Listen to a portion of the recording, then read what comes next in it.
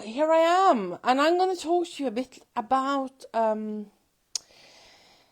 knitting up stitches or picking up stitches, and is there a difference? Yes, there is, and no, there isn't. So when do you need those? When do you need to use this knit up or pick up? It depends. You know, there are various on socks. You do that along the when you start to gusset, you pick up and you knit it up, and also on sweaters like this one, where the arm, the sleeve, is knit from the yoke/body out.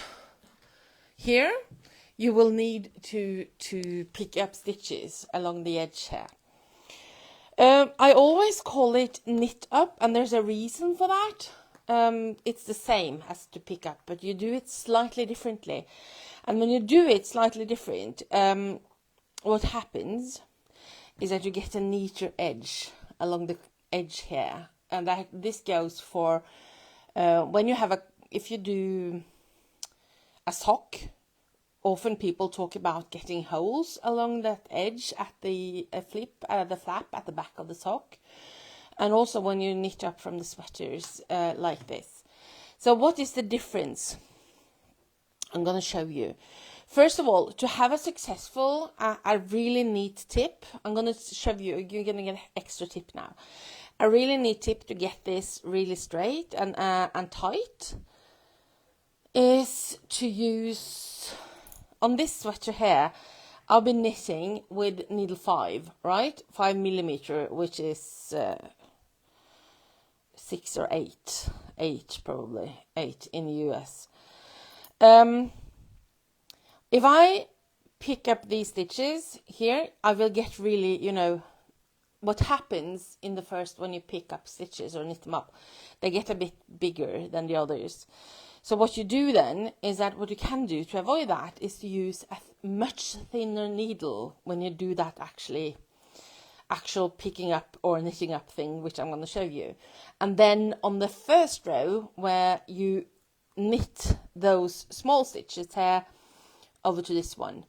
Another tip on this one is that when you do that first round, you can knit, if you see some of the stitches are a bit too loose, you can knit them in the back and so that you tighten them up.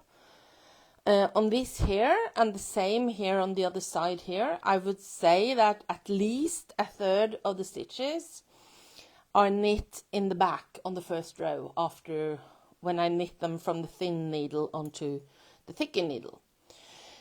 So, what is the difference? The difference is as follows. I'm going to show you on this little thing here. The difference is as follows. And I'm going to use the smaller needle now. And I need the yarn over here. And also when you do this kind of work, what is really neat is to make sure that you have a crochet needle available, because that can be useful. So let's say that I'm going to knit up 1 stitch in each of these here.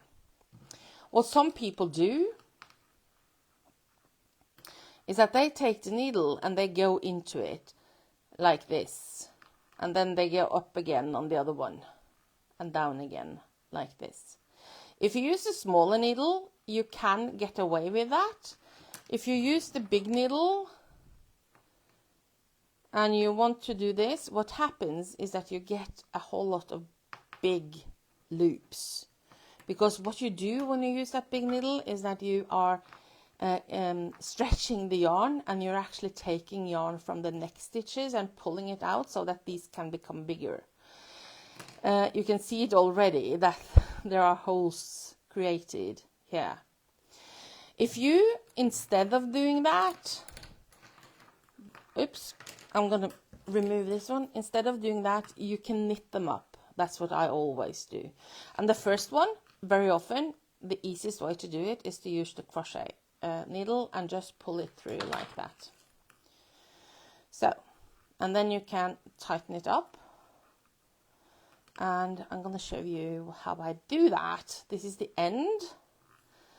So the loose end, the tail, I'll put it into my hand like that, and I hold on to it together with the needle here, okay? And now what I do is that I go down on the next one and I knit up this one, okay?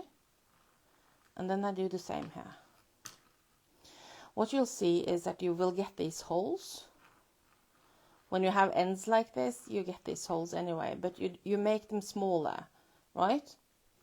By doing it like this. You don't, by not forcing forcing the yarn to hang onto the needle, because you could put a needle through all this and just, you know, make stitches out of these. You avoid making those big holes. A little hole there will always be, but you know, you see it at the bend here where I've just been doing the needle first. You see that the holes are bigger on this end. As you move further down here where there haven't been no needle around in it, you see that they are tightening up. You see?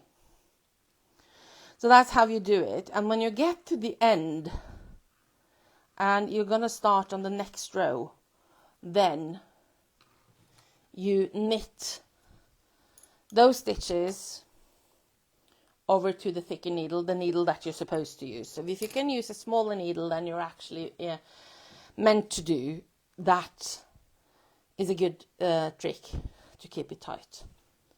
Okay. So that was today's little Minute with Ann, and for those of you who are in the Nook or in the Great Experience, you will find this one uploaded in your vault later today.